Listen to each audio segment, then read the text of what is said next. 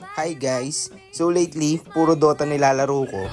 Kaya na-miss ko yung Call of Duty Warzone na barilan. Kaya inaya ko agad yung asawa ko dito sa Laser Quest.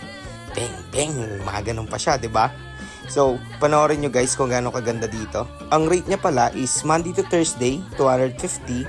And Friday to Sunday is 300. For 20 minutes yun.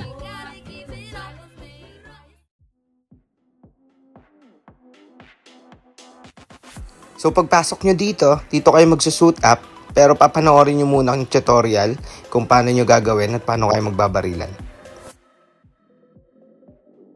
So nandito yung tutorial, hihintayin nyo matapos bago kayo makapag-start. Then, ipapasuot na sa inyo ang vest, na dyan na rin yung laser gun nyo. Ayan sa akin, Rocketman. Magsa-selfie pala kayo dito tapos pipili kayo ng game mode nyo. Ang game mode namin is free for all since dalawa lang naman kami. Thank you. So yan, papatakbuhin na natin siya.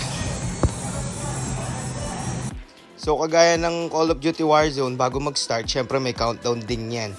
3, 2, 1. Yan, pwede na kayo maghantingan.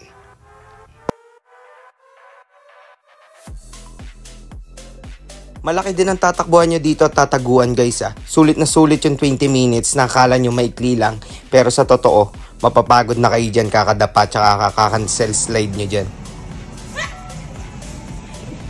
Diba intense na intense, nagulat pa siya.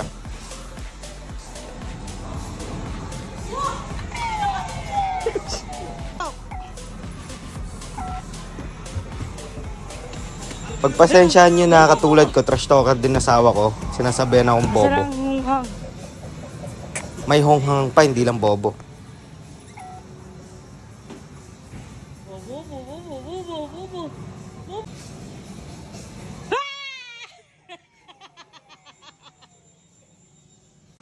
Weak, talo.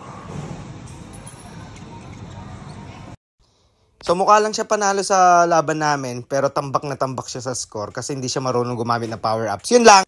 Bye-bye!